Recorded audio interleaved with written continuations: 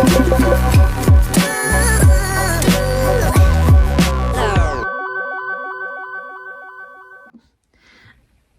everyone and welcome back to my channel. If you're new here, my name is Kaylin and today I just wanted to make a quick video because I have quite a busy day ahead, but I wanted to talk about how yesterday I was watching a video by the Cozy Creative. If you haven't seen her videos, you should go check them out. She's a writer and I just find her content very inspiring, and she made a video recently about how she has changed her attitude towards things.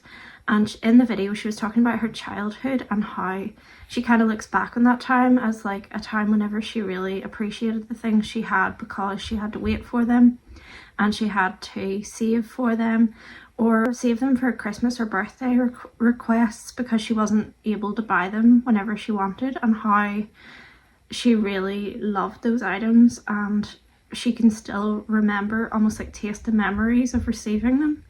But I just think that that has disappeared a lot today, and I have been thinking about my own childhood too and how things kind of felt different then. And I know like the 90s were kind of a simpler time and we weren't subjected to just as much marketing. Even though it was on TV and billboards and things, it wasn't like it was constantly at us in the way that it is now.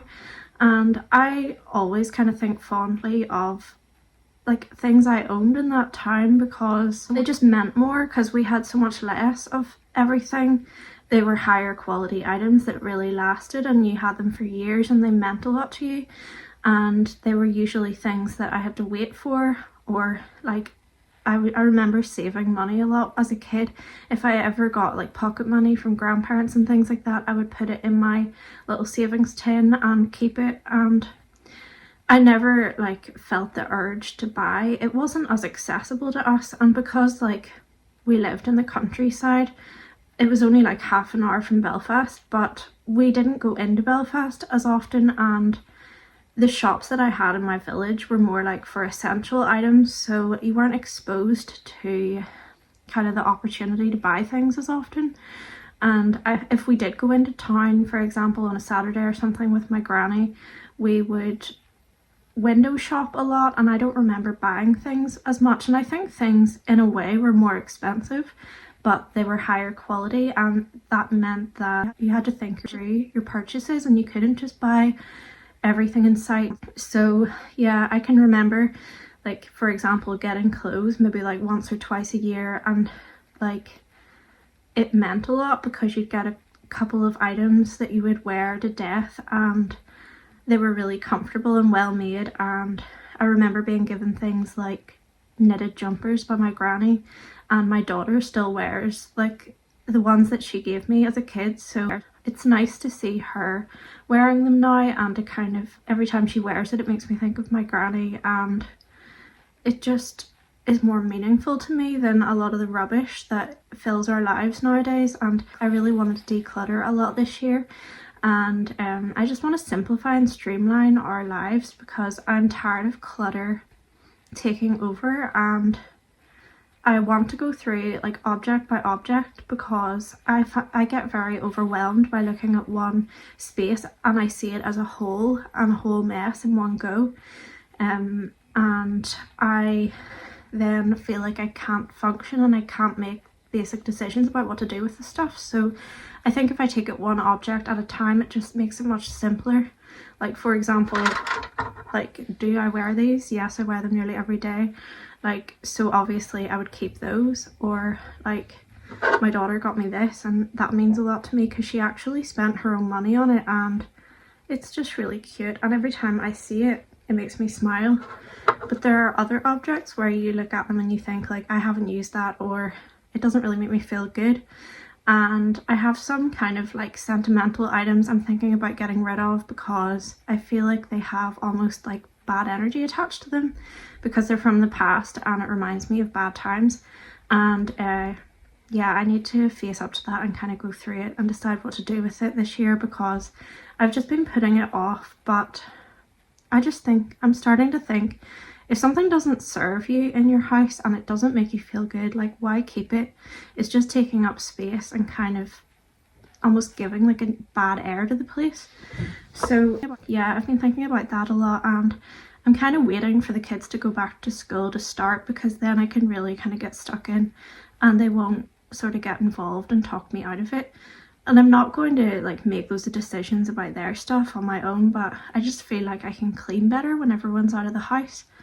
And I just like to get like my headphones on and listen to like a podcast or video and work quickly, and then I can really focus rather than being distracted by loads of different requests and things. So yeah, I've just been thinking a lot about how things were so much more valuable and meaningful in my childhood, and I want to feel that way again. And like, I think you can, it's just you have to be more kind of discriminating about what you bring into your life. And like, for example, the boots I'm wearing today, I got them from my partner last year, and I've worn them like probably every other day for that year, and I love them so much. And I use my Doc Martens like polish on them to keep them nice, and I try to give them rest days, so I'm not wearing them every single day, and they are still in great condition, and I know that they will like serve me for a long time.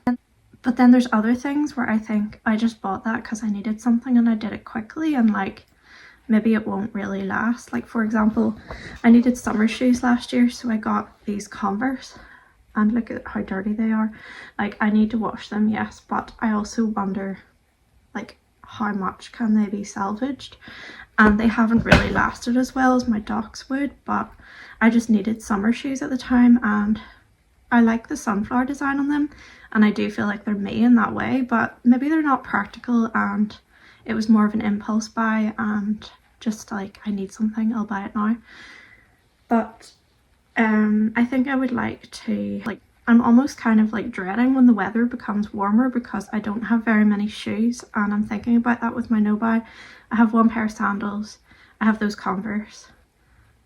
I might have another pair of like fake Converse, but if I do, they are totally destroyed, so I don't know if that counts as an essential purchase at the time. But if I do end up having to buy some, like, I will think it through a lot beforehand and really plan to get high quality shoes. And so far, like, I'm finding the no-buy okay, and I just feel like I need to get myself more motivated about it, because I kind of slipped out of the way of that since October. But I am determined to stick to it, and I'm really excited for the savings that will accumulate just because I'm not buying random items, because they all do really add up. Like, even if it's like £1 a day, it all adds up to a lot, and like that's like £365. Even if you just waste £1 a day, like, you could buy something significant with that that improves your life.